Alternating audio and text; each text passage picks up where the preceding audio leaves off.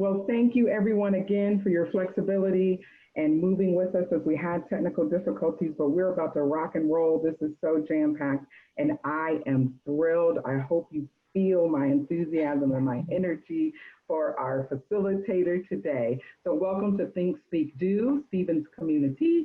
So residential undergrad students, online students, graduate students, faculty, staff, alumni, alumni, board of trustees, of course, our members of the Columbia community, and I'm pretty sure we have a good bit of Pennsylvania in the house because of our facilitator. So welcome to webinar 4 of 9. Today we're talking about intersectionality. So some of you may have thought we were talking about privilege today.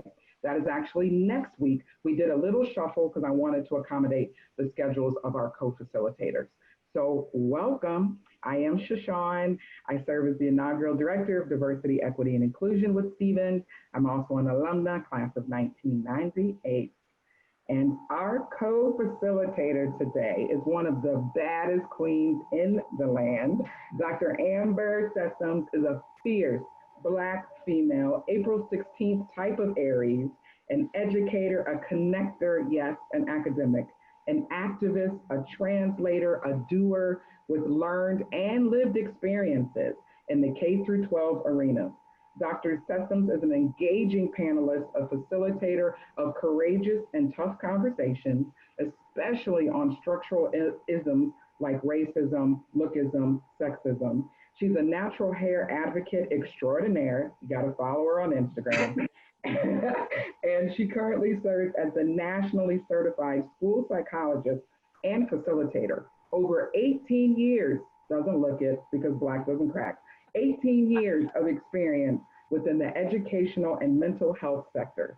Dr. Amber Sessoms has always been driven by her passion for giving voice to our historically marginalized groups, while also instilling in all people a desire for lifelong learning and critical self-reflection.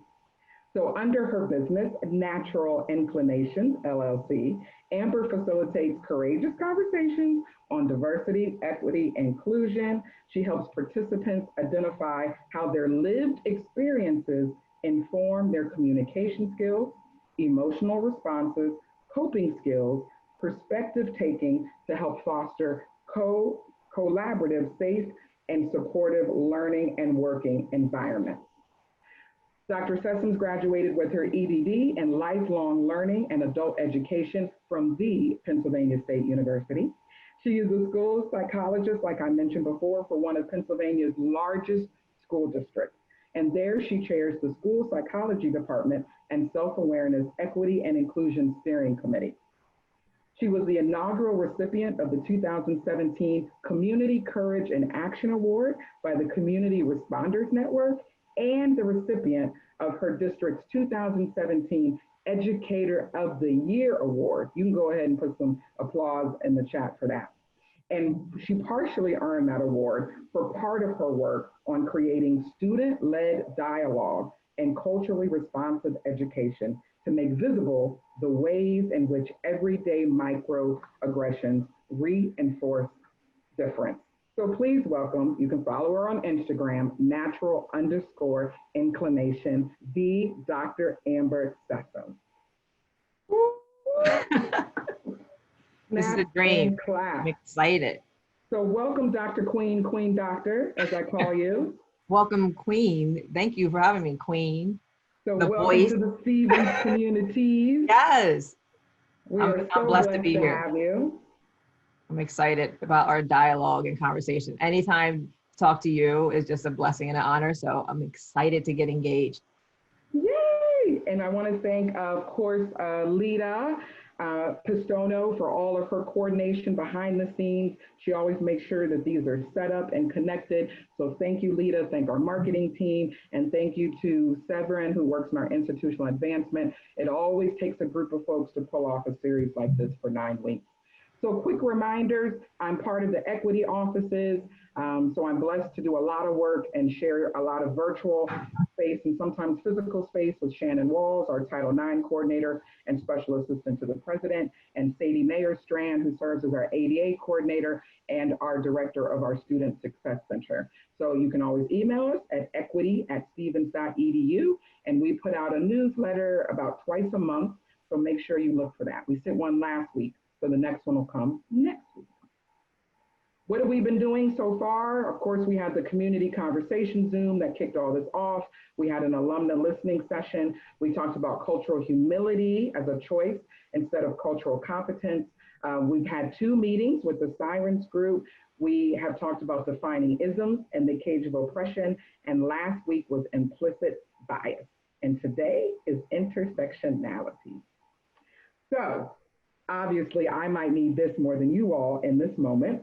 And I encourage Dr. Sessoms to join us. But as we know, when we engage in courageous conversations, we need to take a pause. We need to acknowledge all that's brought us to these spaces and our life journeys, and especially today. Because some of you may have already been answering emails, phone calls, in and out of Zoom meetings. You could have been doing some serious brain work on strategy or writing a new policy. And so we just want to take a time to pause and breathe. So we're going to encourage you to center. If you need a visual cue, you have that flame. If you are moving around and you're just listening to us by audio, then hopefully our voice will help calm you a little bit. So as you are able, please take 3 breaths at your own rhythm and be sure to inhale as deeply as you can and exhale as deeply as you can.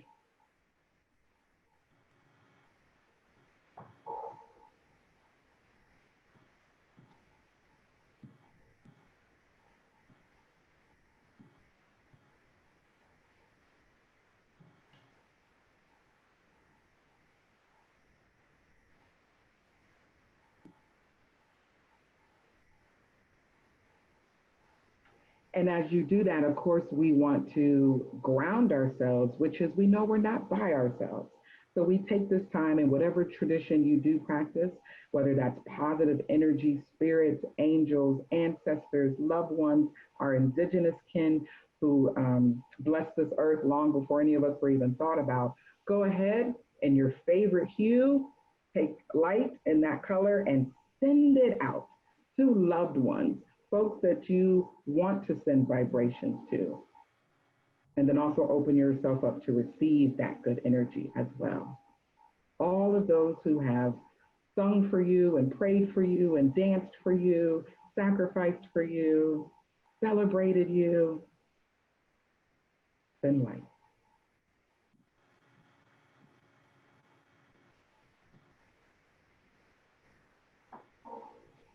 And then, of course, we're going to encourage you to breathe through this whole process. So keep those breaths at your own rhythm. Sometimes we have to force ourselves to resist against shallow breathing. I am one of those. And so, of course, if you need the chakras to remember to send specific energy, I even encourage you to put your hands, if you're able, on certain parts of your body. So if you're looking for strength to communicate, you can put that around your throat and think of the color blue. If you know you are tapping into your third eye or your instinct or other planes of thinking and feeling and being, then you want to think purple and you want to put your hands on the top of your head. So whatever energy force you need to tap into, cleanse, rearrange, that is up to you. Dr. Amber, do you have anything to add in this section? I think it's beautiful. The grounding and thinking about our ancestral history is just so key, and that's what I tap into, and especially in the work that I do. So thank you for that. Thank you. So we'll review our community agreements as well.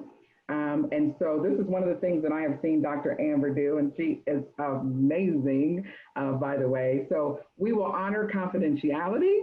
So what does that mean? Y'all know by now, it means concepts and aha moments leave here and you can go tell the world. We want you to broadcast it, put it on social media. However, if it's someone else's personal journey or their story or their identification, then that stays in this virtual space, right? Because if not, then we're violating people and we don't want to be guilty of that. We want to practice active listening as much as possible. We can even put a semicolon of doing as well. So we don't want to just conversate to conversate anymore. The stakes are too high. So we're listening to do, we're dialoguing to take action. Sit in uncomfortability, defensiveness, and awkwardness. What does that mean to you, Dr. Amber? Well, I thrive in that area of discomfort, and I think that's where the learning happens, right? So that's when you're starting to contest and confirm some of your the thinking that you've had in life. So I think that's just so key that you're sitting in that, because when you're sitting at discomfort, it's kind of checking and being like, the things that I thought I knew, the lived experiences I had might necessarily not be true. So you have the big T and the little T. There's different forms of truth. So just really sitting in that and letting that resonate and trying to dismantle some of that thinking that you've had in the past, I think is just key in our growth. And what comes with that, right? If you're discomfort, like you have discomfort, the defensiveness comes, the defensive posturing comes. So just checking in with yourself and recentering, going back to the breathing and all those things that you said are going to be key, so that you're not, your ears are still open, your heart is still open, your mind is still open. And awkwardness, I'm a completely awkward person. And I embrace it, but I think in the awkwardness, right, you're being authentically who you are in all your spaces and just and loving yourself for who you are, and that's a constant journey. But there's healing in that work. So again, I appreciate those three things are definitely key in this conversation. Absolutely, and I encourage everyone to jot down if you're able, or however you can take away these nuggets. I always call them nuggets and gifts that come from Dr. Amber. So I love the fact that we can give voice to the fact that I thought I knew this, right? I thought I was an expert in this. I thought I had experience. I thought I had a relationship in this, but now I can relearn it. Or maybe I learned it incorrectly the first time. Yes. So if you don't know, Google, right? We've modified that since we started. And then after that, if you still don't know, ask. But the whole purpose is to do something instead of assume. So whether that's acronyms, whether that's people of color, whether that's, whatever terms or concepts we're using, you've got to be responsible to do your own work. And then if you still want some levels of nuance and understanding, then you can go seek people with that lived experience. And ambivert. So, this plays for our chat and our Q&A and our virtual space. If we were sharing space face-to-face, this takes a little more importance. But ambiverts, we want you to keep doing what you're doing. Y'all role model for us. You know how to move in and out. You look at the context and the situation and you decide, yep, the extroverted part is coming out, or the introverted part is, gonna stay in the cut. Extroverts, we know that we always have something to say. So I always say share once, share twice, and the third time I need you to shut up. Okay, and I know that comes out as harsh, but remember, I'm speaking to myself, my Gemini self.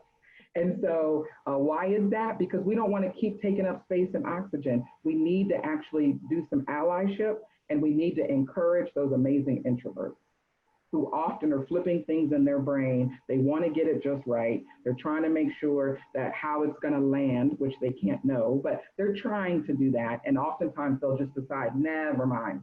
I'm just going to keep that nugget to myself. But then that robs everyone who's sharing space. So introverts, speak up. Extroverts, right? Share twice, third time, shush. And ambiverts, you keep role modeling. In other words, you're the binary busters and you are where we want to be. And then we return to sit in uncomfortability, defensiveness, and awkwardness.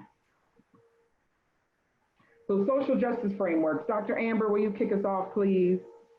Well, here's the thing, racism, right? And I love when I do my work and I isolate race, and it's so difficult for people. So when you're talking about embracing discomfort and the awkwardness, that's so key. But like she's saying, other forms of oppression, it's pervasive and it hurts all of us. And I think that's the key that we're missing. So there's two Black women, intellectuals, talking from this space, but it impacts you as white women, as white men, it impacts all of us. And we'll talk about that. What does that look like and why? But I think that's so key that it can't just be the work of us doing it. So when you're saying Google it, that you have to be active in doing the work, and that semicolon in doing is so key, because it's emotional labor for people that look like us, who have the experience, who have the ancestral history. It is soul murdering work that we're constantly having to advocate and say to see our humanity, our equality and our humanity. So we need people to understand that this affects everyone, it affects all of humanity. And you're also saying, like, you know, the racism is a system of oppression and a system of advantage based on skin color. It literally comes down to skin color, right? So when you look at other countries, and I've done some work when I interview people for my dissertation in South Africa, and people don't understand, or you don't think about, even though they're the majority in their country, in their native land, they still were oppressed by white people. So what does that say to anti-Blackness and skin color? We have to really start dissecting and really start talking about what are the ramifications of skin color and darkness. And we'll talk a little bit about that as well. I'm going to pass it back to you. Awesome, love it. So all racial prejudice was taught to us. We've got the choice every day whether we're going to resist this teaching, because we can choose to unlearn it, right? And that's tough. We've talked a couple times about holding space, that some of the racist, sexist, homophobic stuff we learned could have come from people we love. And how do we hold space for the stuff coming out of them and still say that we love that person, right? If we try not to, we're living in a binary world. Well, oh, they said something sexist, but they're not sexist. Where technically we need to bust that binary and understand that we did get teaching. We got direct and indirect messages from media, from our faith communities, from our blood families, from our families of choice, from our workplaces, from our volunteer civic communities. Everywhere, we've been bombarded with indirect and direct messages about individuals and people, and specifically around racism, even things to say, social programming of what not to say. So it's important that we know that we can unlearn it if we want to. And none of us invented racism. It is a legacy that we inherited. We did not create it, but we have to accept responsibility for it. So that's why in this community, we know that it is not okay to say things like, what does slavery have to do with me today? Because we wouldn't do that about the Holocaust, talking about intersections, right, of anti-Semitism and racism. So the Mayafa, or the Middle Passage, is exactly like the Holocaust, just to a different group of people, and one involved a lot of water and the other one didn't. And so we have to know that we've gotten generational privileges and generational oppression based on this system of racism. So Dr. Amber, are all prejudices and oppressions interwoven and entangled? Listen, we're talking about intersections, right? And that's the hard part. We want to keep things separate. So when you're talking about binaries, and I live in the world of dichotomy, that's how I can frame things. But when you're talking about how they all intersect and they're interwoven, you can't say, okay, yes, I'm a woman and I therefore have these set of oppressions, but then I'm over here and I'm Black. They are intertwined and they collide in ways that can be really damaging to someone that looks like me versus someone else who doesn't have the same identity. So you can't separate them, right? They make me entirely who I am. That's how the world sees me. That's how I see the world. But it's the way that we learn and we navigate this space. Absolutely. So all of us have had the experience as a target of oppression and having experienced privilege. Now that's tough for some people. They might think, but no, wait. There's clear victims and there's clear oppressors. I would venture to say it's a little more challenging and difficult than that. And it's fluid, right? Mm-hmm. There is no such thing as a passive anti-racist. So every week I tell folks, you probably have at least one passive aggressive person in your life, and that's okay. We want to love them as they are. However, they cannot extend that to their anti-racist work. You can't be a passive aggressive or passive anti-racist. You are either working against it or you're colluding with it, which allows it to continue. Hope. Individuals, communities, and organizations can and do grow and change. And sometimes those changes come when someone else is our mirror and they reflect back our harmful words, or they reflect back that we used a microaggression. It could be an organization that has to make a public apology, but all of that is part of the journey. Sometimes we just think, oh, that shouldn't be true of race, but it should. Mm-hmm. And our commitment to eliminating racism and all forms of injustice must be a lifelong one. So we definitely hit on this around cultural humility versus cultural competence. But how do you commit to something, Dr. Amber, that you don't necessarily know your destination? Like the destination is a utopian world where we wouldn't have to claim all of our identities. We wouldn't have to give equal weight and say that about being Black and female and formally educated and lived experiences, but we do. So how do you commit to that? I think for me, it's about being vulnerable and understanding that I'm not perfect and that you're indoctrinated, right? We live in and we're talking about racism, in a racist society that we have to constantly unpack. So for me, having to unpack my internalized oppression as a Black woman, but it's a constant commitment in being like, I'm going to constantly be vigilant, hyper vigilant, and see that the structures that are in place that have informed the way I see the world, and just being committed to being better. So you're saying I'm not going to be racist. I'm going to be actively anti-racist in what I do. And when I mess up, right, I have the humility, I have the vulnerability to understand when people are centered that are marginalized and say, I honor that. Thank you for checking me. And I'm going to do better next time. Nugget 2, I honor that and thank you for checking me. I'm literally writing that down because I don't know about you, but apologies aren't always easy to issue. Oh. So having language prompts in this space is a tool of doing anti-racist work. I honor that. Thank you for challenging me. Mm-hmm. Thank you for correcting me. Thank you for informing me. Yeah. You said it right, getting all defensive, right? Because then you're centering yourself in the work and not the person that was offended, and learning from them. Right. So the person who then goes into the, oh, I was just kidding. Oh, you need a thicker skin, right? So those become the microaggression responses to a microaggression. Mm-hmm. So if you can have whatever and make the language feel right for you. So if challenge is too strong, because I know I will acknowledge some of you may not really care for conflict, then use correct. If correct doesn't feel right, then use inform. If inform doesn't use right, then saying heighten my awareness. I mean, pick the language that works, feeling good, literally coming off your tongue. And that's why she's the voice, because she has the most amazing words and vocabulary, and perfect. Takes one to know one, queen.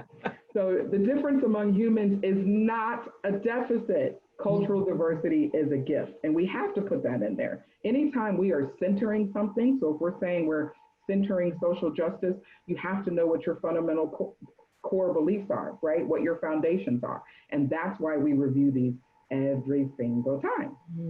So I know you all are getting so good. So we talked about this, 2 weeks ago, when we talked about the defining the isms and the cage of oppression. So just wanted to remind you. And of course, the biggest takeaway that I hope is that you understood that structurally, there are folks who are advantaged, seen, groomed, given second chances, right? Who are normally in the top part of the cage. And then there's folks in the bottom that are disadvantaged, not celebrated, invisible, neglected, ignored, right? And so those are synonyms for dominant or majority minority, because many of us have taken those out of our vocabulary, because people can get numb to that. But the more synonyms you use, people seem to normally open up and make the connection between their cognitive and their heart. So remember when we talked about, sexism, sex prejudice plus the misuse of systemic and institutional power, we're talking about men are privileged, women are not, right? And of course, as we evolve, and we can talk about down here, could be non-binary people, gender fluid people, right? When we go to race, we say the advantaged is white, and then people of color. And of course, as we've talked about each week, this isn't the default binary of black and white in the US. This people of color is extremely inclusive. This is our indigenous kin, African, Caribbean, Black as an African American, Latin, Hispanic, Asian Pacific Islander, Hawaiian Native, our biracial, multiracial, and folks from the Middle Eastern diaspora. Whole lot of people of color if we don't clarify it. And continuing down from socioeconomic status, ability, sexual orientation, and hopefully any of you who pay attention to pop culture will know in the last 24 hours, lots of talk about anti-Semitism, thanks to Nick Cannon, who made some comments on a podcast. So one of your homework assignments is, if you didn't hear about that, I want you to Google it. And then remember, specifically think about our definitions. So prejudice against Jews or the Jewish faith plus the misuse of institutional power, and think about what we're going to talk about today, intersectionality. So a Black male, right, who could have privilege as a man up here, but then race, he's down here, socioeconomic status, he's up here. Now it becomes nuanced, right? Where he is on the hierarchy is rarely one part of the cage across the board. Mm-hmm. And last but not least, diversity, equality, and equity. You know, we've been branding this since the launch of this role, fall of 2019. So just remember, diversity is what makes us up, our identities, right? Equality is treating everyone the same. And I think it's really important that we pause here. And this is one of those places that I think our white kin need to do some work. You need to ask yourself questions. What were the messages I was told? When was I told these phrases? I don't see color. I see everyone the same.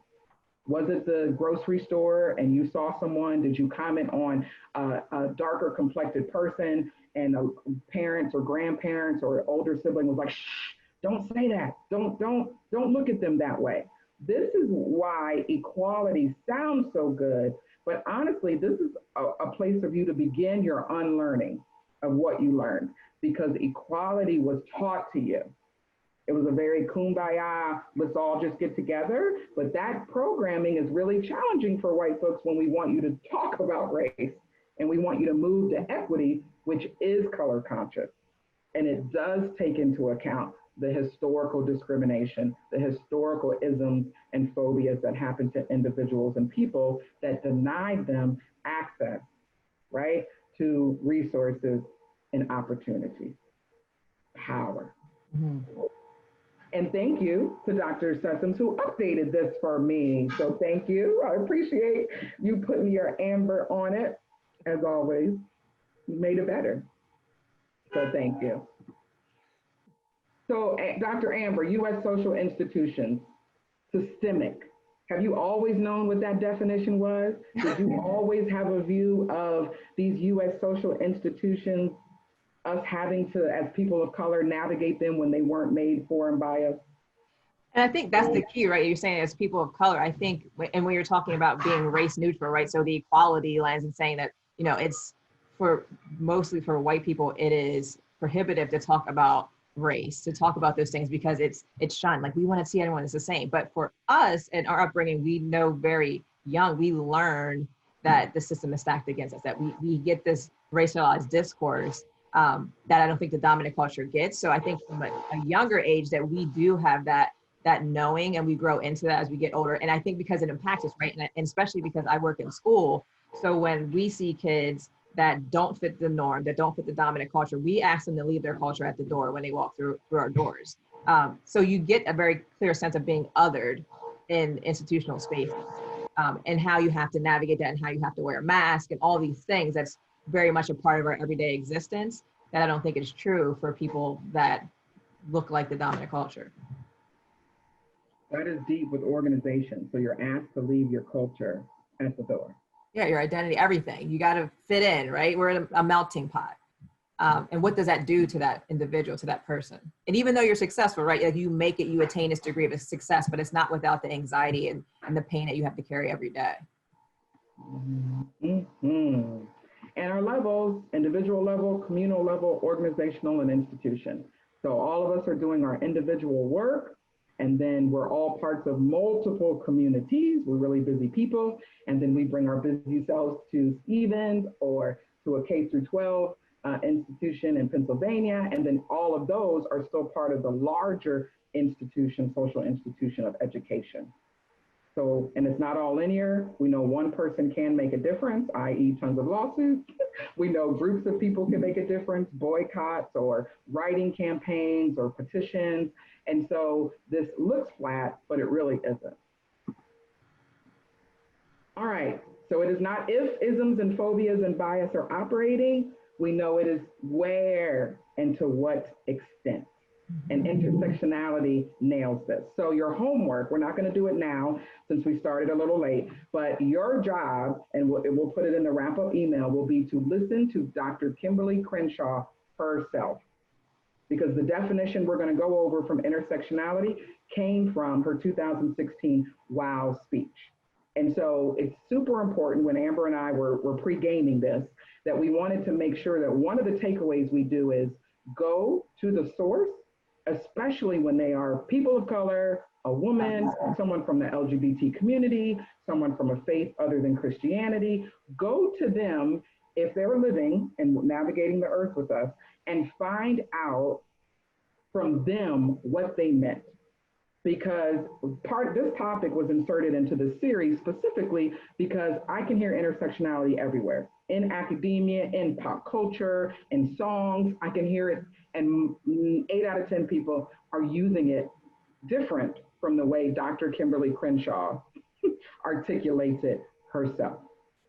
But we'll credit the other people. So in academia, in the WOW speech, I'll give you a little hint, spoiler alert, she says, I appreciate my colleagues reading my work, and especially my European colleagues. However, you all have it wrong.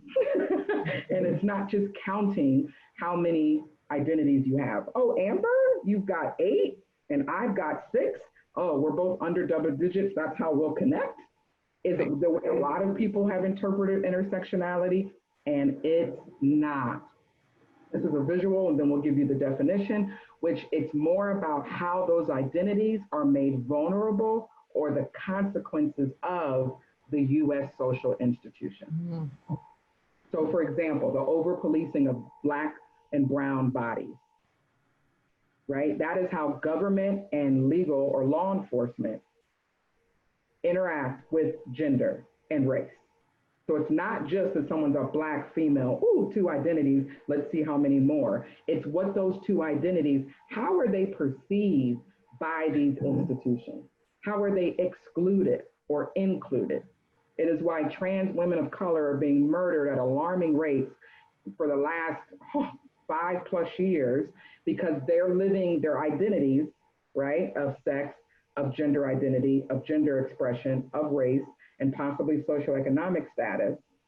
It's not just that there's 5 of those I mentioned, it's how those 5 interact with these social institutions. Can you or can you not get employed and stay there, right? If your ID doesn't match your preferred name, what does that mean in a police situation? What does that mean when you're trying to start your job? What does it mean for getting medical care? Right, exactly. Right? How do you have competent medical care, trans affirming healthcare, right? So of course we see all that: age, sex, race, faith, developmental ability, ethnicity, veteran status, gender identity expression, more like your personality, geography, sexual orientation, nationality, physical ability, gender, socioeconomic status. Just a little bit of all that we bring. But as Dr. Amber just told us, we're kind of expected to leave that at the door in organizations. So there starts the conflict. And I love that you put that up there and you talk about it from like an institutional lens. And I will throw out too, like do your homework too with Patricia Hill Collins. So you're talking about the Matrix of Domination. And that's where, Dr. Crenshaw, I call her doctor, but I'm going to call, I don't know if she actually is, but she has her JD. So I'm going to say she's doctor. She should be, or she's not. She's phenomenal. But that's where she coined the term, but it's foundational to the work of Patricia Hill Collins and the Matrix of Domination. And when I do this work and when I talk, I generally will use this image because to me, when I look at it as well, like I want people, especially because I am in a predominantly white space. So getting people to understand that even though when I come from my positionality as a Black woman speaking, there's already like, I have an agenda. This is all about Black and white thing. But when I can talk about it and I can show how it impacts all of us across various different identities and how certain things are valued and devalued. I often use the example of my friend who is 41 and she's married and they're like, well, you should be having kids by now, right? Like you should be having babies.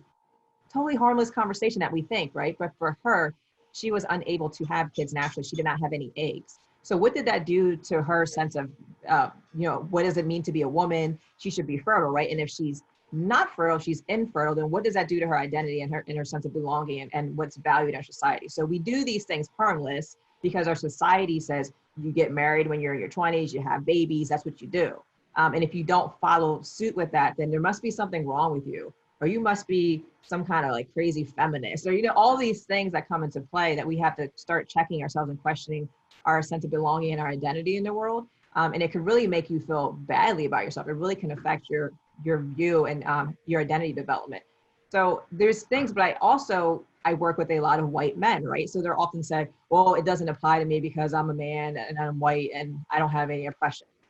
But I want them to understand is that there's an invisible measuring stick that we are all have to be measured against. And that is white, cisgender male, like, you know, all these things are at the top, right? So if you're a male and you do not perform your masculinity, how society says you should perform it, then you must be gay because you're not performing. Like, and who created these rules and these roles that this is how you have to act, and we have to model that. And if we don't align with that, then there must be something wrong with us. As a woman, I have my head shaved. I went to the barber yesterday. I go to the same barber as my husband. Then therefore I must be gay. Therefore I must be like this, you know, this dominant, and all these things that come into play because I don't follow the line of femininity.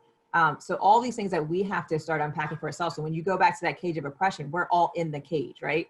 To some degree. And we all have to look at this hegemony that we are all faced to be like, what is real, what's reality, what's the truth, and what is fair and just. We have to start unpacking that for ourselves because we are all inundated with this miseducation that we have to unpack. Absolutely. So if this is the first time someone's seeing this image, how would you encourage them, or where would you encourage them to begin to review it? Well, generally I look at it and I say, like, locate yourself, right? So locate your identities on this wheel and see if you're in a privileged place or you're in oppression and resistance space.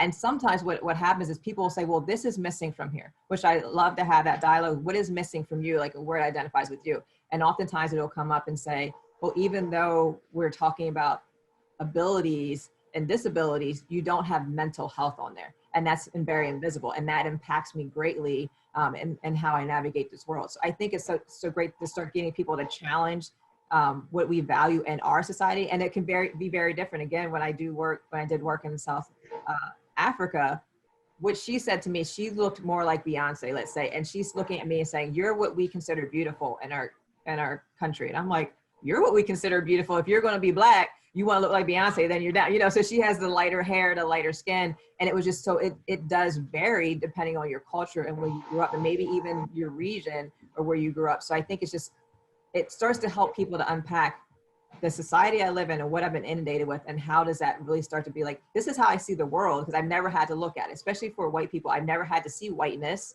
as a thing. And when we talk about colorism within our community, that my skin color is darker or lighter and therefore I get more privilege, that rings true. And like white people just say, well, you're Black. And we're like, no, but they're 2 shades lighter than me, they're 2 shades darker. And how does that play into our sense of belonging? And when we look at media and see that Black women are predominantly portrayed at light skin with a different curl pattern, and how that then somehow speaks for all Black women, that's not true. So all those things that we can start looking and saying, like, I see it now play out in society, and now I see how it's informing how I see the world. Fantastic. So thank you for sharing that tool with our Stevens community.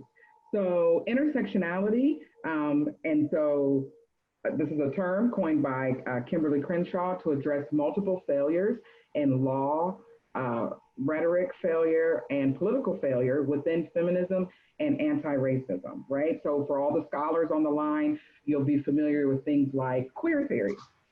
But a challenge with queer theory is it normally doesn't have the intersections of race. Folks will be familiar with conflict theory, or folks may, right? So all these different theories, but especially the classical theories, most of them did not address at all anything having to do with women, and anything having to do with people of color, and anything having to do with folks with disabilities. So hence you'll have those fundamental theories, but then folks layer them. And in my, oversimplified summary, that's what this is. So originally it was in the context of employment discrimination, which many people don't know. And it was to draw attention to the many ways that Black women were being excluded from employment in industrial plants and elsewhere that were segregated both by gender and race. So meaning Black women were getting hired behind white women and then behind Black men. So this changed my life when I read it. So you all know I give away the gifts that come to me. So she says in the video I want you to watch, it's only about a half an hour, that intersectionality is meant to draw attention to the way Black women's experiences, sometimes distinct experiences of gender discrimination, were buried under the experiences of white women and Black men's sometimes distinct experience of race. It is not mistakenly about multiple identities. It is not primarily about identity. It is about how structures, let's pause, that's why I hit US social institutions every week. It is about how structures make certain identities the consequence of and the vehicle for vulnerability. So here's a visual for my visual learners, right? You're in a four-way stop. You get hit. Part of the question prior, right, to Patricia O'Collins and Kimberly Crenshaw would have been, oh, you were hit, and then people want to know what direction did it come from? And I believe that these scholars are essentially asking, is that really important? The fact is we could have been hit from all four directions. We could have been hit from three. We could have been hit from two. We could have been hit from one. But what is not in dispute is the fact that we were hit, right? And unfortunately, the law said, well, no, we can't even let you try to prove you were hit two times or three times, or at the same time in two directions or three directions, because that's giving you special treatment.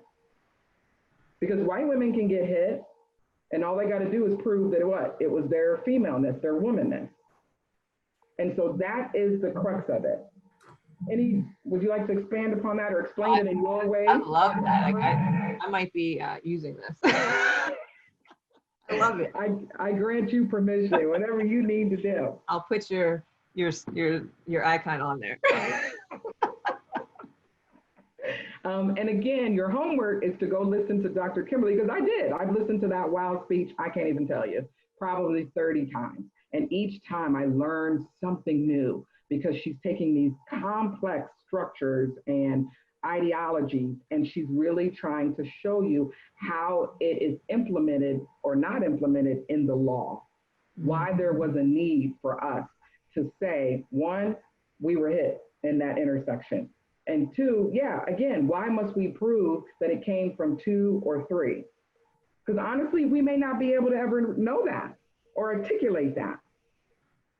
And I didn't really get that for a long time until 2008 is the night Barack Obama was, when he won the election. And I remember sitting on my couch and I cried all night. And I was crying because I was like, wow, my parents get to see this in their lifetime. They're showing images of him and Michelle and Sasha and Malia. And I'm just excited and full of hope. And I was crying because Proposition 8 had passed in California. And so I'm crying for all of my LGBTQIA plus folks, kinfolk, who were being told your marriage doesn't count. The rights that you get from being married, property, adoption, medical, right, termination of life and things, doesn't matter. And it was one of those first times I had cognitively known it, that my queerness and my Blackness are in opposition sometimes. Queer spaces, I'm often the only brown thing. Brown spaces often don't want me to bring my queerness there. But that night, it was just like, what am I supposed to do? Am I supposed to hierarch my Blackness and just say, I'm gonna celebrate tonight because we got our first biracial, Black president, and then cry tomorrow over my LGBTQ-ness? Or am I to be sad tonight because of the Prop 8 and not celebrate this historic election? And it was a tearing open, really, that pushed me in academic terms to research this and to find language to go with my experiences.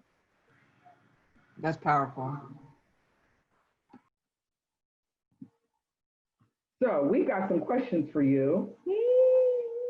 And these are mainly from Dr. Amber, which I love. Sorry, I had to mute myself because my husband had to go to work and my 5-year-old's having a meltdown with the 11-year-old upstairs. So they melt down. This They're is arguing as virtual. sisters do, right?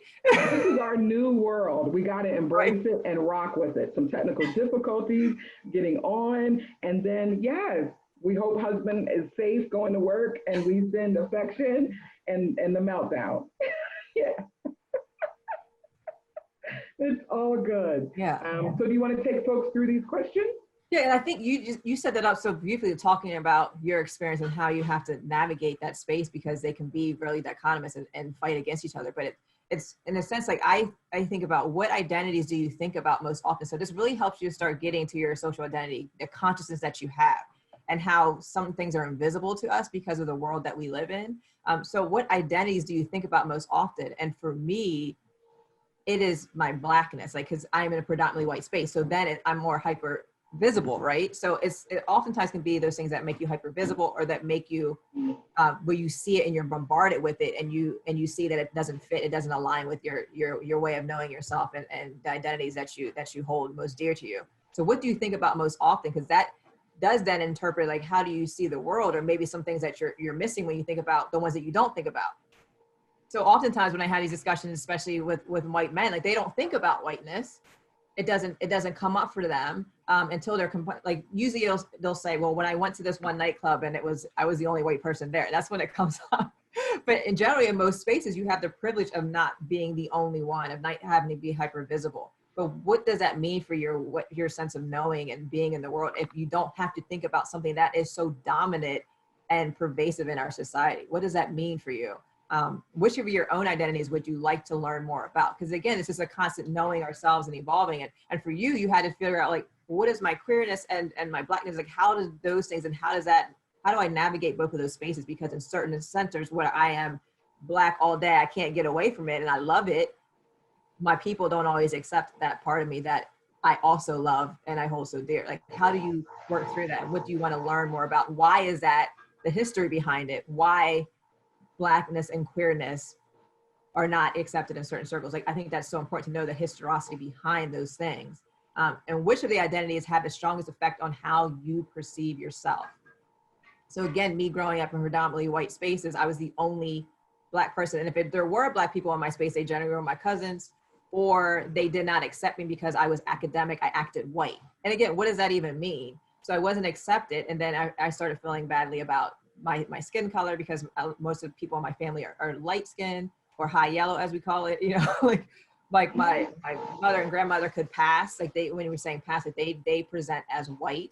So how did that identify with myself? And that had such an impact on me and the work that I do. And when I talk to my kids and my girls and I say, you have beautiful brown skin, you have beautiful, textured hair, like those are things I want them to embrace, so that they don't have to deal with the things that I had to deal with. And then also, which of your identities have a strong effect on how others perceive you? So again, like, you can't get away from history. Like, we want to be race neutral, but all those things impact when I enter a room, when I speak, if I'm direct, if I check someone in love, I'm seen as aggressive. And I did not raise my voice. I didn't write, and all those things, there's a history behind it. There's a narrative and there's a trope that has been created about angry Black women, about, the aggressive Black male, like all these things about what queerness look like. All these things have played out in history for a reason, to make us feel different, make us feel other, devalue us, to keep us in our place. So we have to start unpacking that. Yes. So you made me think of, one of those real inside tidbits. But, for everyone here, a place that you can start is, have you even thought about gifts? So let's say you're going to buy a gift for someone of color, or someone's child that may be of color, whether they're biracial, multiracial, right? Have you, or are you stopping to think, or have you had a conversation with their parents about if there's a preference? So I say that to say, if I had ever thought I was going to have children, and I'm not, but if I did, but I do have 3 goddaughters, one of my own rules that I discussed with each of their villages was, I will not gift that child something lighter than whatever her hue is, because I have 3 goddaughters. And I was very sensitive to colorism. And so all of them were like, yeah, that's fine. I mean, most of them were like, we expect that from you. But it was to have the conversation so that they knew, no offense, but I'm not buying a white doll for my 3 Black goddaughters, because they're going to get that enough. They could get it from school if the school's not thinking about it. They could get it from well-meaning people who whatever, gift them something or donate. So think about that. Think about greeting cards. Do you know how many greeting cards I have colored with a crayon or a brown marker in my 44 years on the earth? Many, because I wanted the card to reflect me, that I was giving it, or to the recipient. So just think about gifts as a place that you can start or have that conversation with people, especially around children. They could be a transgender child, have the conversation with their parents about, where they are in their journey and what is best to help reflect the self-esteem of that child.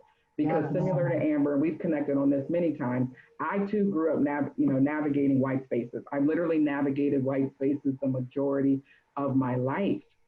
And so I came to do it well. That doesn't mean it wasn't at a cost.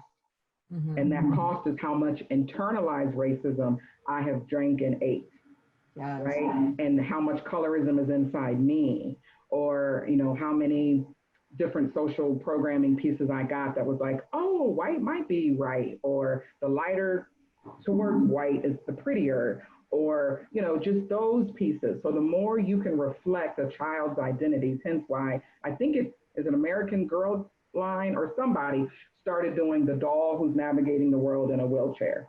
They started doing different textured hair, short and long. They started doing, of course, different melanin levels in the skin. And I was like, yes, we need to reflect that.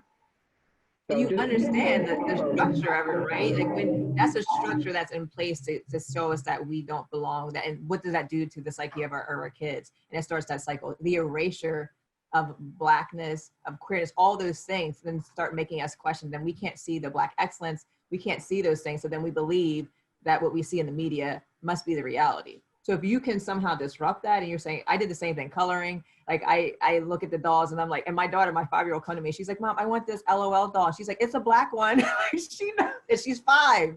And she knows. I'm like, I want her to see that and embrace that and love the skin that she's in, because when you don't have that, I didn't have that growing up, right? And it ate away at me. And so now you want better, and you want to speak life, and you want to show them who they are. I think that's beautiful. I love that. Like, so start with the gifts. Yeah. And I think, were we at the last one? Which of your identities have the strongest effect on how others perceive you? And I think, that's important too. Like, so again, like that history part is so important. We can't do this work without looking back at our history. So when we erase that, we can create these tropes. But if we can say that, I know that these tropes have been created, these stereotypes have been created because of the history, I think that's so more important than saying like how I see others see me. So then I can name it, right? So when I speak up and someone's like, I felt you were going to hit me, I can say that's nothing more than a stereotype, a trope that you have because of the history. Like, you're looking at me as an angry Black woman, but I also have a right to be angry. So we're not, as Black women, I'm not allowed to show my anger because of the fear. And I hear that from my students all the time. They say, I'm so angry, and I'm angry that I can't be angry, because if I show that I'm angry, then I'm going to be labeled as an angry Black woman. And I want to be free of that and say, you have to be authentically who you are. And when someone calls it out, then you call it out and say, I know what you're trying to do. You're trying to box me in, but I have a righteous rage. I have the right to be angry. Righteous rage. And shout out to the Stevens Life magazine. It was a couple issues ago, but we had a group of seniors who wrote just on that. They did a fantastic article on the angry Black woman, and they talked about the 3 very common right tropes for Black women, which is, the mammy, so the nurturing mother figure. It was the Jezebel, so the over-sexualized predatory woman, and then it was the sapphire, the angry Black woman. It's a beautiful piece. So I think it's 2 issues ago, I want to say, the fall 2019 issue. But check it out, Stevens Communities. And if I can put my hands on one, Amber, I'll send it to you. I love that. It was a really great article. And then the last one, there was one about being a Black fat girl that talks about body positivity. Yeah, Stevens Life, National Women's Magazine. They're doing some stuff, I'm telling you. So I'll get those to you. That's awesome. We got some more questions, right? This is where you all engage and it's participatory. How do you relate to your identities where you experience privilege? Someone saying that's an amazing. So yeah, I'd love to hear from people if they want to put that in there. But I think what's key are where you experience privilege, and you have to recognize that you do experience privilege, because when you recognize it, right, and your body will show it, your posturing, your defensiveness will show it. So then when you're feeling that rise up and you're like, oh, I'm getting uncomfortable, I don't like that. That's probably because now it's like, check your privilege. Like I have that, one of my students got me a pin, one of my white ally students, she got the pin, like, check your privilege. So when you're feeling that come up for you, like check what's going on, and like that can help you align yourself, like where am I experiencing privilege that I didn't want to acknowledge, I didn't see before, it was invisible to me. Oh, that must be why I'm getting defensive. It's a really good barometer sometimes. And how do you relate to your identities where you experience marginalization and oppression, right? And we talked about that. I think that's so key. But I think what is even more key in doing this work and within organizations is we hold wisdom in those spaces, right? So those areas where I experience marginalization, it holds wisdom for everyone.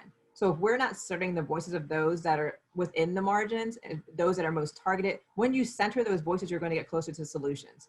Because you can't do the work, you can't be at the table if you don't have anyone that can speak their truth from that community, that experience. And oftentimes we don't.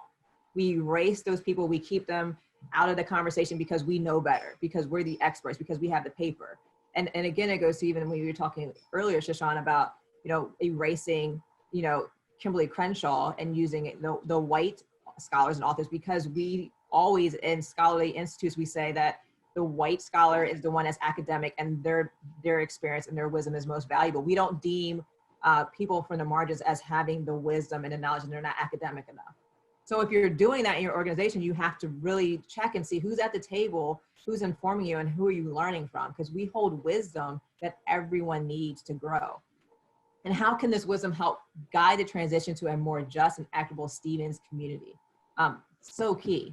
If you're not considering that, if you haven't considered that, that's something you really have to consider in doing the work. It's imperative to do it and do it well. Absolutely. So yes, I just peeked in the chat real quick, and Mecca, yes, Mecca wrote that amazing article.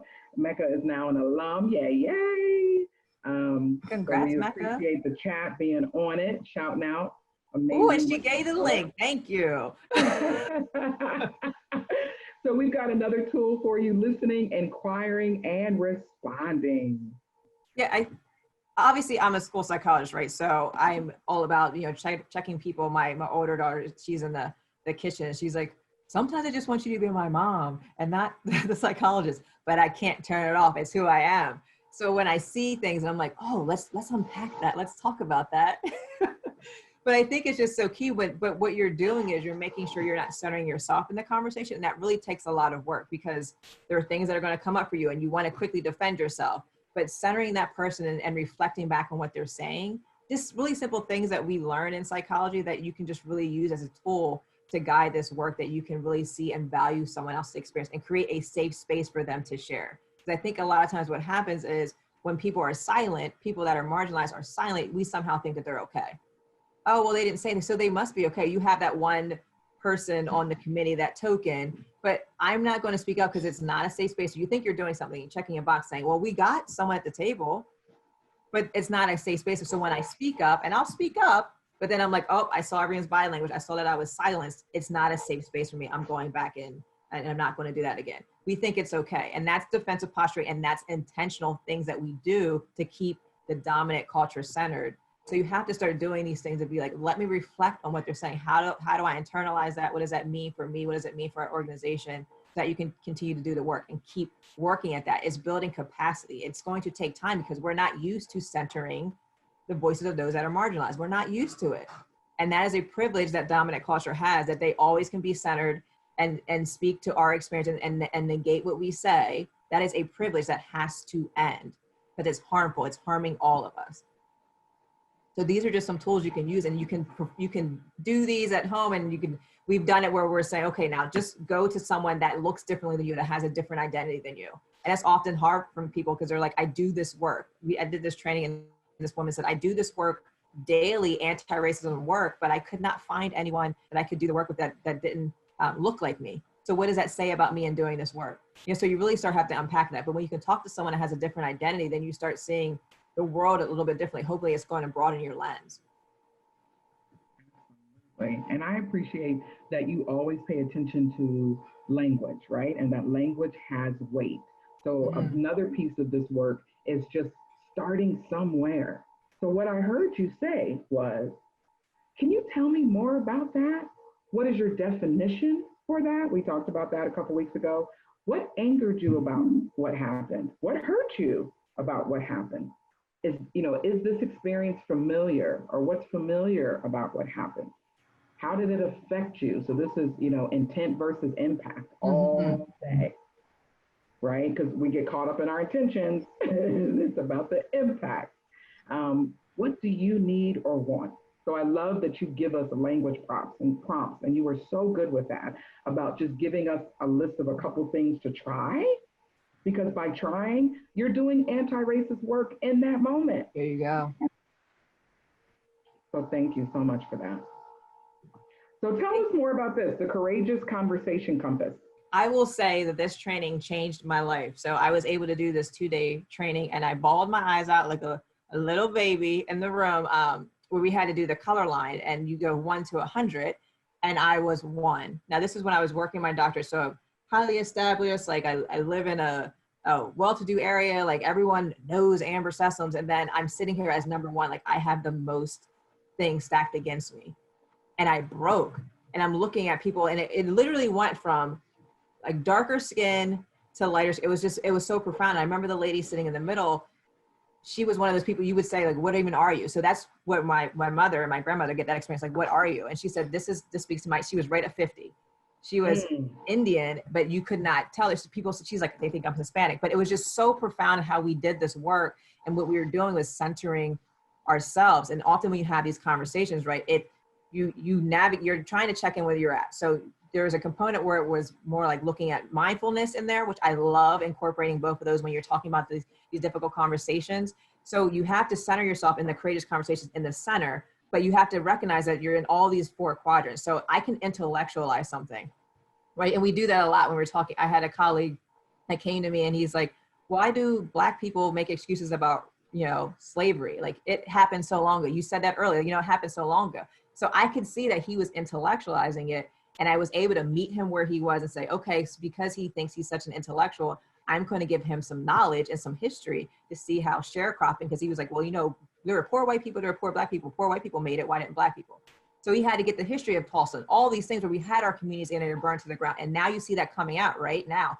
All the miseducation, all the erasure that has happened that has led to these tropes and these stereotypes about us being inferior. So when I can show him the knowledge and say, well, here's the history, then I can get him closer to the center and be like, oh, whoa, I didn't know that. Without being like, you're a racist, like you go that route, all conversations shut down. So I had to meet him where he's at. He's not coming from a malicious place. He's coming that he thinks he's schooling me on the Black experience, and I had to show him. But you have people that want to do, right? So you see that movement happening now, the allies, like, I'm gonna go out and march.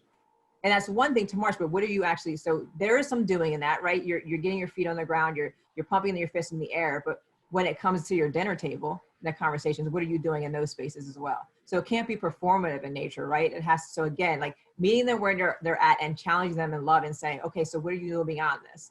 Like, I'm listening to Kendi's YouTubes. What are you doing within your sphere of influence to impact and be anti-racist in the work that you're doing and bring about anti-racist policy? People are emotional. People are like in their moral code, and moral usually is like, I know in my gut it's wrong, but I can't articulate it. So when you can get within yourself in all 4 of those quadrants and check in, it makes you a more well-rounded person when you're having these conversations and you're trying to center yourself, right? Because sometimes we're in our emotions and we can't think clearly. But if we can get ourselves to be centered as well, when we see someone else, then we can say, okay, let's meet each other in the center so we can have this safe and hopefully productive conversation. And that is an amazing tool. Thank you so much. I love that you just do this work in mental health and psychology and race, and it's you. It's so you.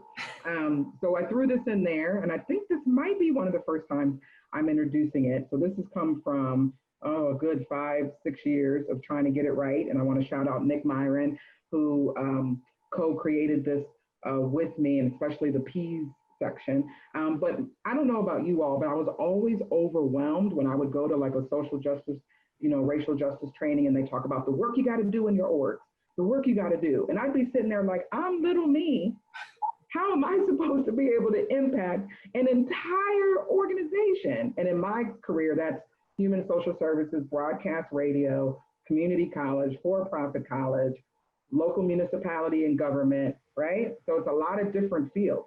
And so I started over time just trying to break that down. So I'm not saying this is the end all be all. This is one model by a Black woman, assisted by a white male, that we share about ways to break down an organization. And the other way this came was in my consulting business when, you know, a lot of, especially corporate 500s would say, well, we just want a one-sheeter. Give me maybe front and back, but I just give us the bullet points. And it was because I was getting booked for their annual training, their once a year training on race. And so I needed a visual to be able to say, if you did a program once a month on each of those things, there's no way you shouldn't be doing a full year program, right? Because if I did personnel programs, policy, practices, procedures, protocols, priorities, constituency, mission and purpose, and structure, that's 10 right there. And I'll give you 2 months off around the Christian holidays, right? And so thinking about this, where can you impact, whether you have positional power or not? So whether you're entry level, middle management, or leadership, whatever your identities are, whatever the organization is, what about personnel and programs? So obviously personnel, you know, is recruitment, selection, hiring, promotion, retention, discipline. Programs, you know, one of the aha moments I had, a mentor sat down and said, think about most programs in poverty. What are they designed to do? And I was like, I think most of them are like balance a checkbook, financial literacy. And she was like, yep. And what's the challenge with that? What is the assumption that's there in that program? And it's that people in poverty don't have financial literacy skills. And I was like, oh, brain blown wide open, right? So then I started asking myself, what is the purpose or objective of this program? Is it to help the people who would be in the bottom of the birdcage? Are we assuming they have the challenge? Or are any program structured to address the stuff at the top so it fundamentally changes it? Policy, practices, procedures, protocols. Sometimes people get caught up in the P's, don't. The big takeaway there is that policy isn't everything. The Supreme Court just did a ruling, thank goodness, right? That you cannot be fired based on your gender identity. Hallelujah. We also know that that policy isn't even 90 days old now. So the practices, the procedures and protocols and priorities of most organizations will continue to operate as if that Supreme Court decision didn't come down.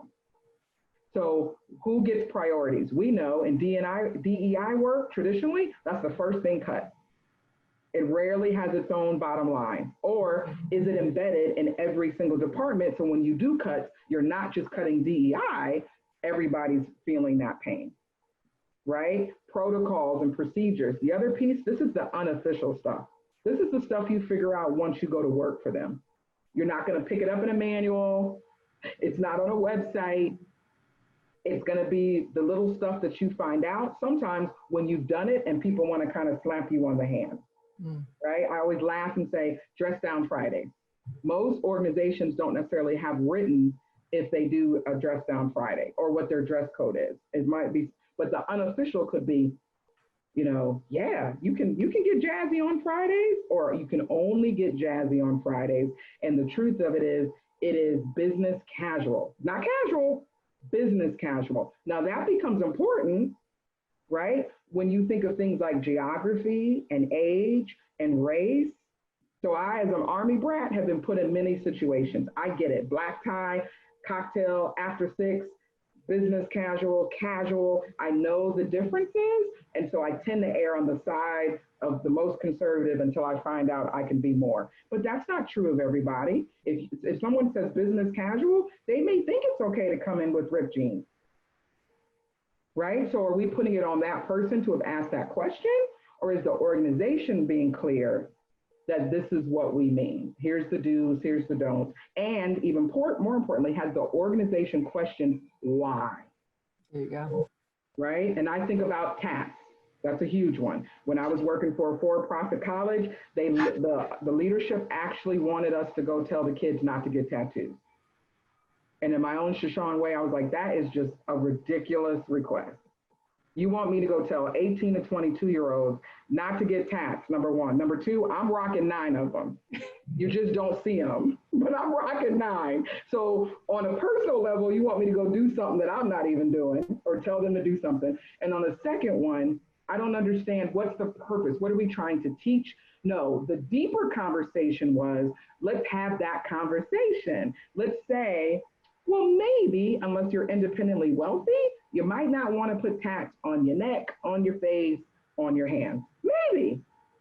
Unless in your industry, that gives you credibility.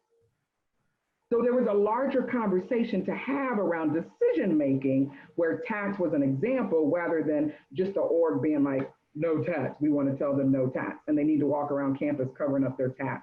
You're missing the movement that it's shifted. A lot of people see their skin as a canvas, right? So it's getting organizations to ask, why are we doing that? Is it just because that's the way we've been doing it?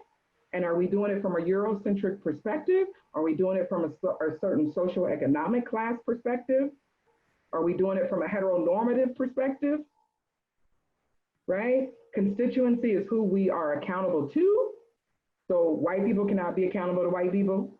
Able-bodied people cannot be accountable to able-bodied people, right? So that's speaking to what you were talking about, which I love, Amber. I wrote that down, you know, about wisdom is in when we center the voices of the marginalized or the underrepresented, we're therefore closer to solutions that benefit everybody. Yes. But that's a big conscious choice for a lot of orgs because they can be perceived as power sharing or a different model that's not so hierarchical. So mission and purpose, all organizations have to ask itself, are we still doing it? This is really important for nonprofits because many nonprofits are away from their mission because they had to chase the money. And when it became more competitive, they started doing all these services that may have gotten them away from their original mission and purpose. So it's encouraging, you know, organizations to go back and look at that every so many years. At Stevens, that mission is to unapologetically, that's my words, but unapologetically educate women. Deepest mission, committed to it, let's go. So then we may have to focus on the purpose, right? Which is how and why and what have been the trends in society and what are we doing future-wise? And that's probably where we spend most of our time, not so much the mission, because we don't unapologetically educate women. Women of color, women vets, women with disabilities, women, you know, of different sexual orientations and all that good stuff.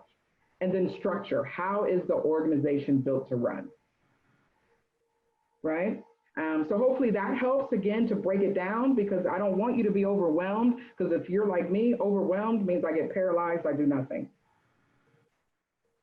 And so that's not productive. So being able to say, you know what, I can influence personnel. You know, if we get a search committee process and everyone has to be trained, I'm a volunteer to do that training so I can sit on search committee, right? So this is a question that Dr. Amber has posed to us, everybody, which is what is it about Stevens' people, policies, and practices that contribute to inequity? Yes, so in going back to what you said there, that previous slide, I was just soaking it all in and thinking through the various levels of organizations and being like so the unwritten part you were saying, I think that's the culture that's in there. So you can have the vision and mission and purpose, but how are you really living and breathing that out in your organization are those unwritten rules. So when someone says something off-putting, it makes a bigoted, racist comment, and that's able to slide, that's a problem. What makes it within that institution that people are comfortable saying things like that? They should be uncomfortable saying that. And if you don't have that, then there's something being maintained within your system that's allowing that to happen. When you look at your data, if you're seeing, you know, you're looking at your recruitment and retention, all those things, like why is that happening? And don't say it's happening because, oh, well, you know, it's not a deficit ideology. There are structures in place that embed this inequity. So you have to start asking yourself those questions. Mm-hmm. Absolutely. I just popped into the chat, Amber, and somebody was asking about number 9. So I just want to go back and address it. So stay with the process and the relationship, not just the solution. Can you speak on that? Yeah, you know, some of us are there. If you look up Courageous Conversations About Race, one of the agreements is expect and accept non-closure. So, the students that I work with, right, they want to be about solution and change. And they're like, if we have this meeting, we're expecting change to happen right away. And that doesn't, especially with conversations about race and all these things of marginalization, like we've had this for centuries. So you can't go into conversation thinking they're going to have a come to Jesus moment, right? So you're staying with the process and the relationship. And it also helps you to stop looking at this person and labeling them for a misstep that they've made. So, Ibram Kendi talks about that, like being racist or anti-racist. So if you can look at them and say, like, they're been indoctrinated, they're unpacking that for themselves, and I'm staying with them because I can see it from a structural lens instead of seeing it from an individual lens. That's really the key. Like, this is not an individual thing. Like, yes, there are people that are inherently, they just have it in their hearts, and I just believe that there are some people that are inherently just racist and just bigoted, and that's where they want to live and breathe, and I won't engage and I won't give my energy to that. But if you're on this bubble and I can have this conversation, I'm going to work with you, not to expend my emotional labor, but I'm going to work with you and not just see, like, I'm going to have this meeting and now I need you to see the light. It's not going to be that easy because you've lived with this for 20, 40, 50, 60 years. Fantastic. Thank you so much. And thank you, Angie, for asking that in the Zoom. So again, what is it about Stevens people, policies, and practices that contribute to inequity? So how do you see equity, right? See equity at Stevens. I'm sorry, go ahead. Yeah, but just looking at, what groups are impacted and affected. And you're unapologetically for all women through all those different intersections.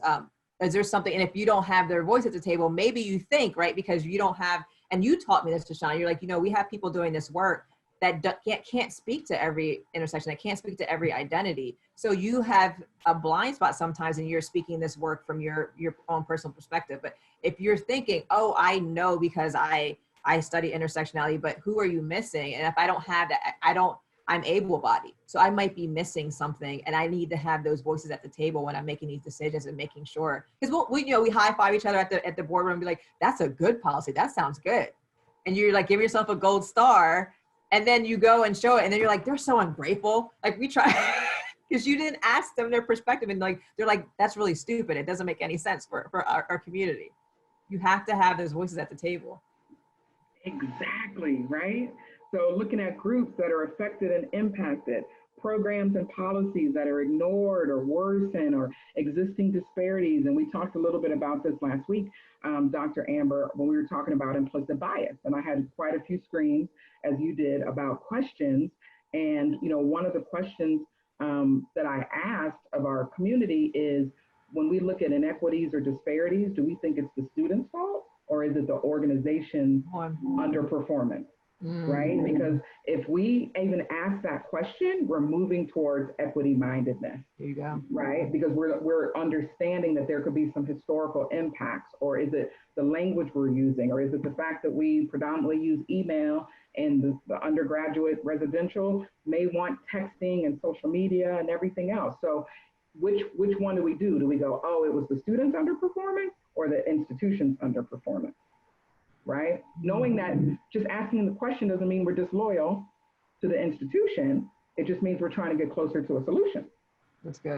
Stakeholder involvement. Who is at the table? Are we having all constituent meetings, or are we having 2 or 3, and then we expect somebody to go play the game of telephone and tell somebody else that, and now they interpret that, and then we wonder why 2 weeks later we've got 6 million versions of something? Or are we just doing the hard work? And I'm not saying it's not hard to coordinate schedules and to put 4, 6, 8, 10 people in a room. But in my experience professionally, that has always worked better. Yes. When we bring everybody early, because then we can frame it. We are using the same language. People can ask their questions on how this works for them. What about barriers to move to equitable outcomes? Right? So we are now in a COVID active world. How are we going to do virtual and in-seat programming? How are we going to talk about virtually the divide, digital divide, and software and hardware needs, and Wi-Fi in rural places and in urban places, right? This is now going to become the questions we've got to ask every term to do our best to remove barriers. How do we teach dance and fashion in-seat and online? How can we do it? Are there apps already out there? We just didn't know about it because we didn't have to. right? How do we do that? And then the negative impacts and barriers, right? How are they mitigated, right? So again, asking us great questions. So I know that it's 1:31. So I just know that folks probably have tight time schedules. So if you have to leave, go ahead. I think is it okay, Amber, if we continue a little bit? Okay, cool. So we're just going to continue, but we totally respect and honor that some of you may have to depart from us. I'm going to check into the chat real quick.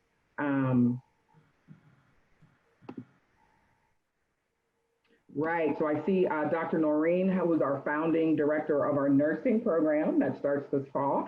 And one of the things she says is, how do we discuss equity at Stevens? Do we ask ourselves with each decision and policy, does this have a bias in it? Or is there something here that we are not aware of? Excellent. That may contribute in inequity among our group or population. That's right, right? So thinking about the ripples of something. So equity-focused decision-making through an intersectional lens. Take it away, Dr. Amber. Yeah. So again, like what I love about Shaashawn is that she's a perpetual questioner of the status quo, because I'm like, we are kindred spirits. I'm always like, but why? But why? You know, like that little kid, like, why? Why? Doesn't make any sense. Let's unpack that. But I think that's how you do this work, and that's how you build capacity. You start asking those questions. Once you ask the right questions, right, you can start getting to the solution. So if you're not asking the right questions, when you talked about being that deficit ideology, when you're saying, how are we looking at it and blaming it on those people as a victim instead of looking at it through the structural lens, if you keep looking at it that way, you're never going to get to solutions. We're going to do the technical solutions. We're going to have a diversity day or whatever. We're going to have like, oh, look, that's cute. We'll create affinity groups, but we won't really take their feelings or their experiences into consideration. So we created a space. Look, we created a space for you, but what are we doing with that knowledge? So these are just questions you need to start asking so that you can build capacity and start working on and developing that intersectional lens when you're doing this work. And you know, Shawn, you added so many great questions too that I'm working now, like looking at our hiring practices and within my organization, saying like, how do we start asking these questions when we're looking at disaggregating the data? Because you can look at the data, like in schools, we'll say we understand that Black and brown students are being over disciplined. But you'll look at it and I'll present it to this faculty and they'll say, well, it's because of X, Y, and Z, or it's because, you know, their parents incarcerated, or you know, they have a single parent household, they have to take care of the little kids. But again, no one ever says it's because of racism. No one will ever say that. And I'm like, they want to say it's the kid's fault, it's the family's fault. And I'm like, no, let's get to the root of it so that we can really get to the solutions. And that's our issue with our society, is that we don't want to admit that these systems are in place, that our institutional and our educational system are inherently racist and biased, and they are only designed for the dominant culture. And if we don't fit within that, then it's somehow that we're inferior. All these things have played out through history. So when you can start asking these questions, you can start getting to the real root of the problem.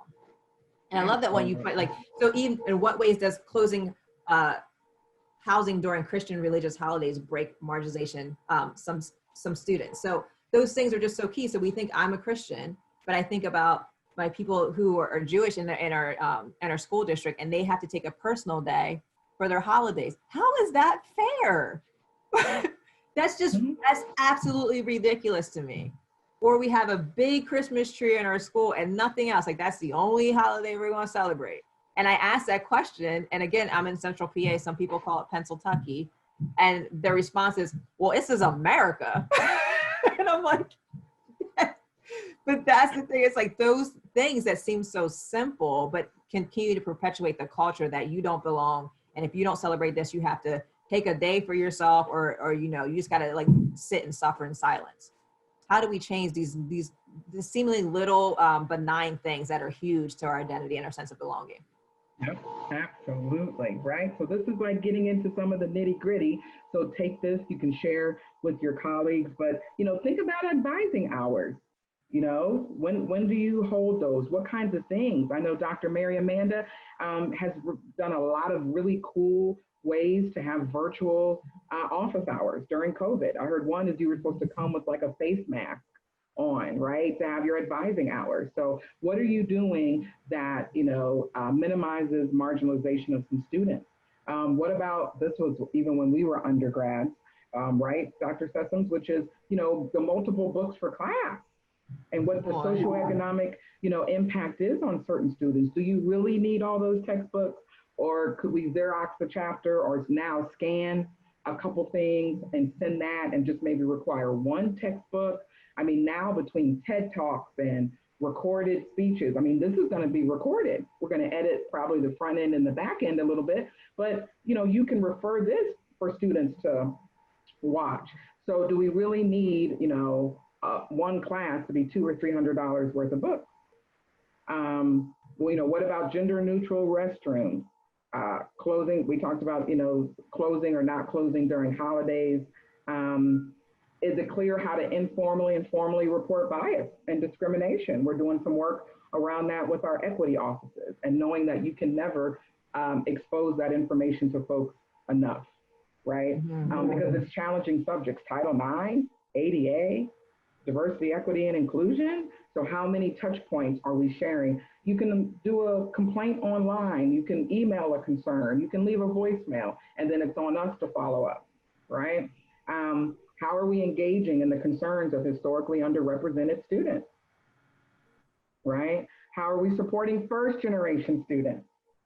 And we always tend to think that that's just students of color, but there's a growing number of first gens that are not students of color. But are we recognizing that that is a journey, that's a trailblazing journey? Yes. Right? Even for someone who comes from a family that may be middle or higher socioeconomic status, they're still doing something no one else did in the family, right? How are we creating multiple paths and environment for success of faculty and staff leadership? So are we creating parallel paths? Maybe there's staff who, have been faculty, but they want to move into administration. Maybe there's folks in administration, they want to move to teaching. How are we doing professional development? And again, this goes to recruitment, selection, hiring, retention, all that good stuff. Some more questions. How are we assisting students towards graduation, right? How are we assisting to minimize the accumulation of student loan debt, right? What identities do we ask our students, faculty, and staff to give up the minute they walk through campus or through the door? Amber, you named that earlier. What accountability do we have to utilize equitable outcomes? How are we ensuring that our outcomes align to vision, graduate vision and core values? What about proposals, practices, policies? Are we shifting them? Are we taking into account historically marginalized folks? Portfolios, standardized testing, all these different types of things. How do we ensure our long-term sustainability and need for community partnership, investment, and buy-in, right? So one of the groups I welcomed was anybody who might be part of our larger Columbia community. I'm blessed to sit on the United Way board. I'm in my 3rd month of service, I think. And they're cross-promoting this section of webinars. And then we're cross-promoting ones that are at the University of Missouri and their Inclusive Diversity Equitable Office. And the United Way is doing a 7-week equity challenge where they'll email you a video and an article and some questions. So it's at your own pace, self-guided, but now you've got 3 entities that physically are located in the same city, but you can do your own work online. And the curriculum's already there for you, right? So one of the things that I do want to draw attention to, today is a very special day, especially for students. So our any students who are going to be seniors, juniors, or sophomores, there was the CARES Act. We received funding, and the first half of that money was distributed. I'm blessed to serve on a committee with 3 other staff members, and we are helping to distribute the remaining of that fund. And so the form opened today. So I need you can just go to the Stevens website and put in CARES Act. It's the Student Emergency Assistance Fund. And this is directly to respond to financial challenges from COVID. There is specific eligibility, housing, childcare, transportation, food. I may be missing a 5th one, but the form is not difficult. We really try to be equitable in thinking about the application for it, but it is first come, first serve, and the form opened at midnight tonight. So get it, go read the eligibility requirements, and if you meet them, then you can apply. And please share it with other people, like text the link to folks, put it on your social media, but let's distribute that. And we've been doing that too, so I'm not just putting it on you. So we've emailed all eligible students. We text everybody that we had a good number for through our RAISE emergency system. And then I'm announcing it here. So again, please do that today, okay? Prioritize that, because we understand that COVID impacted everybody, and we continue to be impacted by this pandemic. What are some other opportunities? Don't forget, I just mentioned it, the Heart of the Missouri United Way Equity Challenge. This is week 1, so if you missed it, you can still sign up. That's the link for and I'll put it in the wrap-up email, the University of Missouri IDE, their 10-day racism and the American experience, self-guided curriculum. We have the Inclusive Impact Institute, and they're having their one day. And shout out to the Queen, Nikki Magruder, who just announced yesterday that she is stepping down from her role as the executive director of the Inclusive Impact Institute, otherwise known as Triple I, and she has taken a new role with the university. So congratulations, Queen. We see you, and we support you. But she's not leaving until after this one-day virtual conference. So do sign up. I think it's $35 for an individual all-day conference, or there's discounts if you do 5 or more or 10 or more folks from your spheres, right? And then, of course, for my data folks, you can go play in the Boone Indicators dashboard, and you can really look at the numbers, which is always one way to paint part of a picture. And so I'm committed. I keep moving it down my list because y'all know with data, I'm like, but I need to go visit it for sure, because I think it's part of when we talk about navigating and we're talking about marginalized folks, I know that Blacks are 9% of Boone County.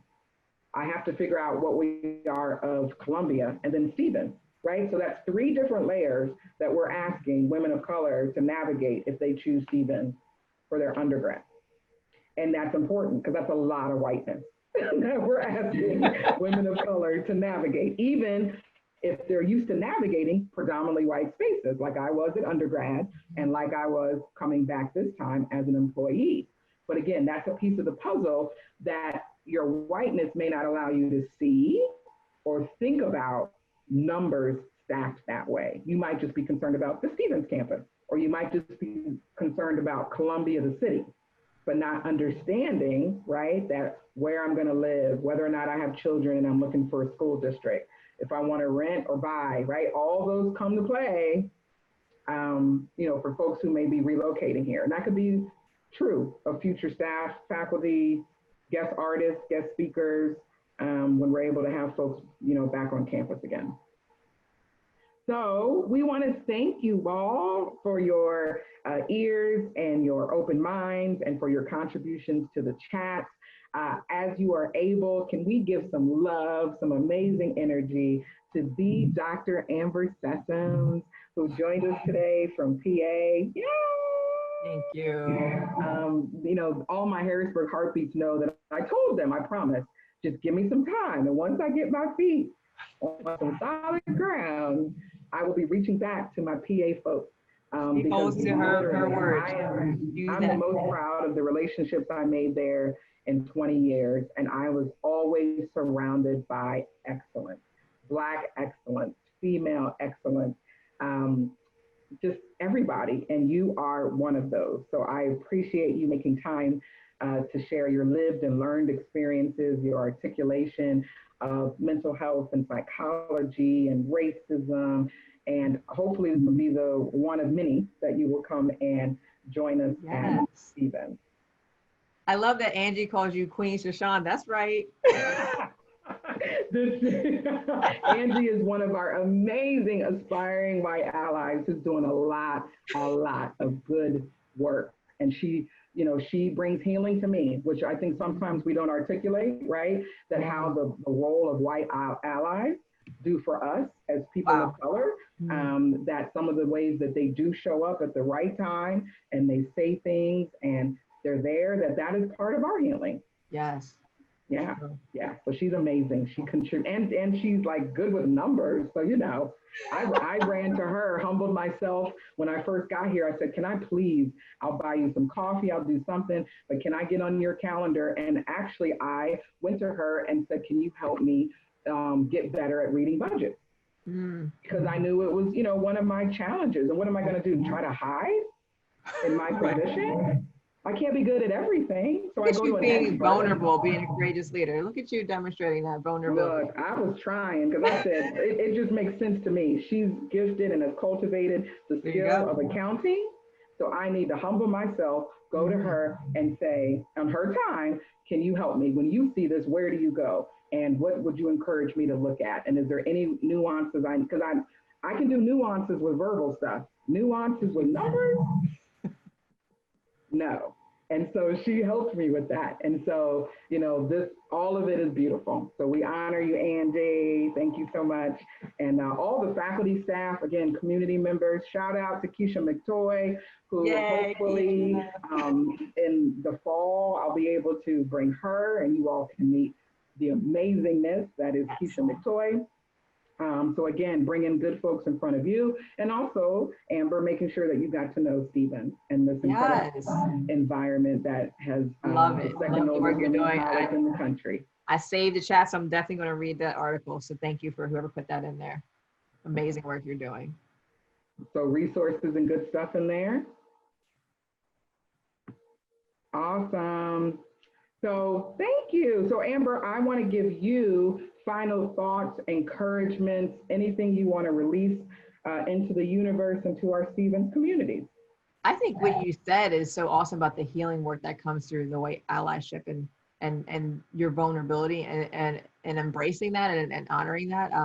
That just really resonates with me and where I'm at in this space, and understanding that collectively, I think, with George Floyd and all these other people that we don't know, we've known this, right? But now that we have this awakening of the dominant culture being like, oh, wait, racism really is a thing. Like you were not joking. Like, so it's been really hard for me. Like I went through the cycles of grief and I'm still side-eyeing because I'm the queen of side-eyeing. So I'm still side-eyeing you. But when I can see my white counterparts using their privilege and putting it in front to protect and support me, and it's just a beautiful thing because they're no longer hiding in that fear. And that's where the real growth happens. Because sometimes, right, you have to hear from them. Like when I say it, there's a bias there. But when they say it and they step in and disrupt it, it's just so that I appreciate you saying that. And I have to really honor that as well. And saying like, that's where my growth is happening as well. And challenge them and saying like, you have to speak up and you can do this. And people have to echo our voices, right? So I don't need you to speak on behalf of me. I need you to echo me and support me and stand alongside me, not in front of me, not behind me, but stand beside me and just honor what I'm saying and help people to understand that this is the truth. What I'm saying is real. Like when we speak, believe us. Yeah, so thank you for being a disruptor and an academic and a facilitator and a fantastic wife and a fantastic mother of two and a hair sociologist. Because I do miss my barber in PA. I do. So I appreciate you, but you can. So let me make sure that I get it right. So I encourage you all to follow Amber on Instagram, natural. So NATURAL _inclination, INCLINATION. She's dope. Lots of visuals, lots of positivity, lots of tools that she gives away for free. But you absolutely can book her. So another little tip, right, is that when you ask people to speak, none of the people you're seeing are speaking for free. Let me make that clear. None of the people who are speaking in this series. So economic justice is a great way to show your allyship. So pay folks to talk about their lived experiences. And then also, you can book Amber to be a guest speaker, a keynote speaker, a facilitator, and especially in our COVID world, I'm thinking that actually helps us. That's like one of those benefits of like, oh, you got to be face to face, and if you can't be there, you got to get on a plane, and now that's cost prohibitive. Now it's just about you find out what her fees are per hour plus some prep time, and then you sign a contract, and you will not be disappointed because she's amazing. So Amber, I sent you light in your favorite hue of course, energy and prayers for mental, physical, spiritual, economic health and wealth for all the individuals and you all as a collective unit. Because AKA her husband, amazing, multi-talented, and he is the one who redid Shaashawn.com. So know that he is very gifted, and I have never looked so polished as I do now on Shaashawn.com. So shout out to Kevin Sessoms for sure. We keep it in the family, trying to circulate these dollars. Thank you again for your time, your talent. Thank you, Stevens Communities. Next week is Privilege, and the co-facilitator will be the amazing Sarah Crosby, who is an alum from 1976. She currently serves on our board of trustees. She is an actor, an aspiring ally, a social worker, and so much more. And so we're going to go back to back. We're going to talk about privilege.